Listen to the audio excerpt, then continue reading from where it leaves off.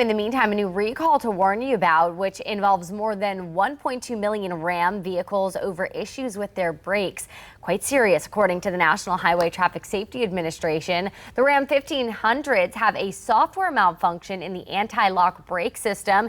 The impacted Rams are 2019 through 2024, so pretty recent. Officials with parent company Stellantis tell us that they don't know of any injuries or accidents affected by the recall, but it's better to know early. So what do you do if you have one of these vehicles? Just take it to the dealer and they will fix it free of charge.